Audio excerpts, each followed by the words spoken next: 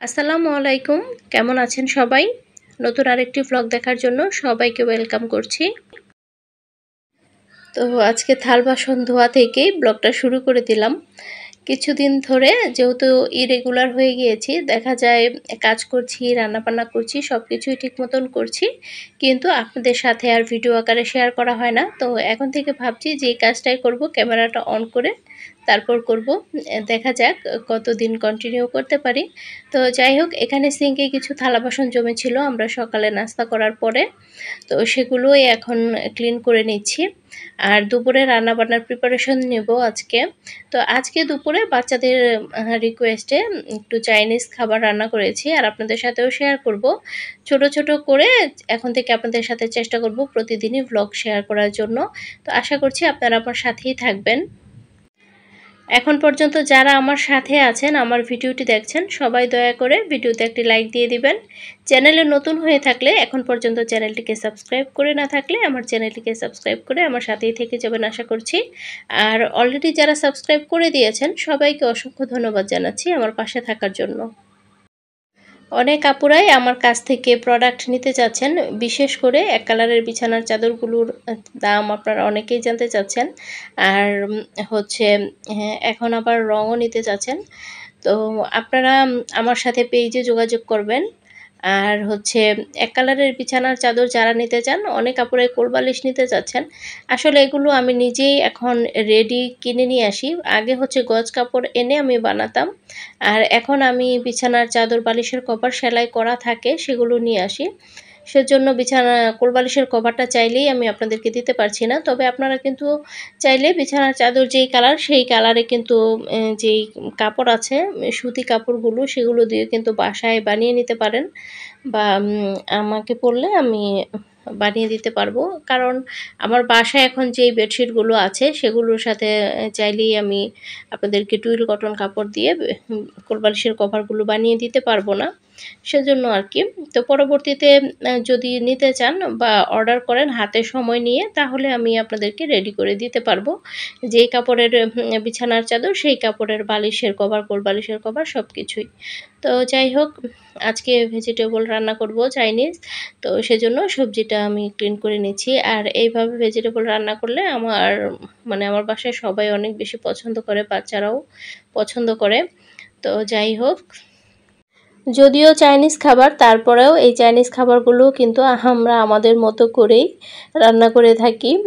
তো এখানে মুরগির মাংসটা আমি আগেই ম্যারিনেট করে ডিপ ফ্রিজে রেখে দিয়েছিলাম, সেজন্য কাজটা কিন্তু আমার অনেকটাই সহজ হয়ে গিয়েছে।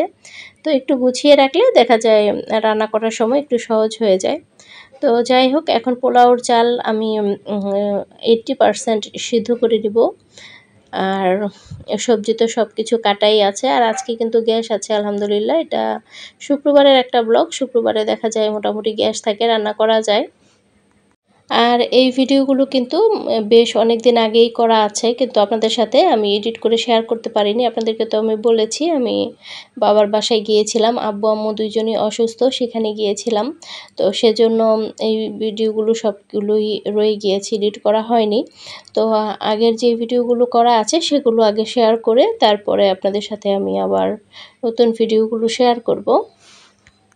তো দেখতে পাচ্ছেন একটা কড়াইয়ের মধ্যে আমি প্রথমে তেল দিয়ে দিয়েছি, আর এখন কিছু রসুন কুচি দিয়েছি। আর রসুন কুচিটা যখন ভাজা ভাজা হয়ে গিয়েছে, ওই সময় আমি এখানে কিছু আদা, ব্লেন্ড করা আদা দিয়েছি। আর এখন এখানে সবজি দিয়ে আমি ভালোভাবে ভেজে নেব। এখানে 3 রকমের সবজি আছে, আলু, তারপর পেঁপে আর গাজর। আর আরেকটা চুলাতে আমি ফ্রাইড রাইসও বসিয়ে দিয়েছি। চালটা যখন 80% সিদ্ধ হয়ে গিয়েছে, ওই সময় হচ্ছে আমি পানিটা ঝরিয়ে দিয়েছি। তো আপনারা চাইলে কিন্তু এইভাবে একদম অল্প সময়ে বাচ্চাদেরকে বাসায় চাইনিজ খাবার রেডি করে দিতে পারেন। এই ধরনের খাবারগুলো আমাদের বাচ্চারা কিন্তু অনেক বেশি পছন্দ করে। তো আমরা যদি আমাদের মতো করে দেই, এতে করে ওরা পুষ্টিও কিন্তু পাবে। আর এই তো সবজিটা কিন্তু আমার মোটামুটি হয়ে গেছে, দেখতে পাচ্ছেন। এখানে কর্নফ্লাওয়ার আমি অ্যাড করে দিয়েছি। কর্নফ্লাওয়ারটা অ্যাড করে দিলে অনেক বেশি ভালো লাগে, একটু জুসি জুসি ভাব হয় সবজিটার মধ্যে। তো আপনারা চাইলে কিন্তু এভাবে ট্রাই করে দেখতে পারেন। আর আমার ফ্রাইড রাইসটা কিন্তু মোটামুটি রান্না করা হয়ে গেছে, আর ভেজিটেবলটাও হয়ে গেছে। এখন আমি চিকেন ফ্রাই করে নিব। তো একদম অল্প সময়ে কিন্তু আমি করে ফেলেছি আজকের খাবারটা। আর বাচ্চারা মাশাআল্লাহ এত বেশি পছন্দ করেছে।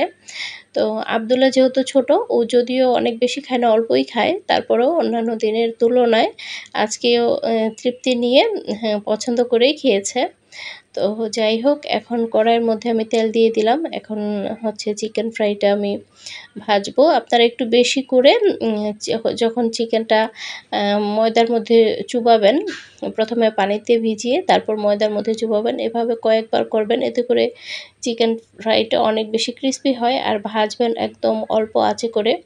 তো আমি যতটুকু সম্ভব চেয়েছি মানে আপনাদের সাথে যেন রেসিপিটা শেয়ার করতে পারি।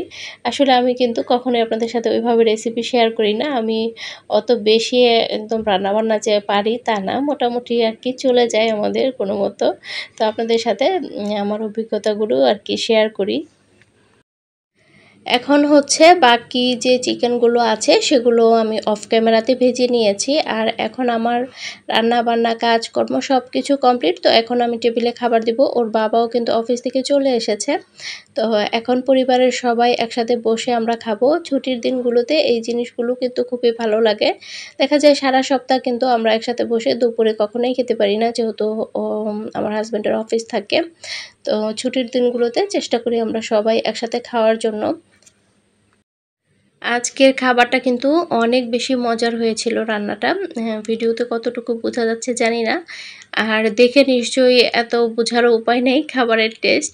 তো সত্যি অনেক বেশি মজার ছিল। সবাই অনেক বেশি পছন্দ করেছে। তো আপনারা কিন্তু চাইলে এভাবে ট্রাই করে দেখতে পারেন। আশা করছি আপনাদের কাছে ভালো লাগবে। তো ভিডিওটি আজকে আর বাড়াবো না। আপনারা সবাই ভালো থাকবেন আর আমাদের জন্য দোয়া করবেন। আপনাদের জন্য রইল অনেক ভালোবাসা এবং দোয়া। আজকের মতো ভিডিওটি এখানেই শেষ করছি। সবাই ভালো থাকবেন। আল্লাহ হাফেজ। আসসালামু আলাইকুম।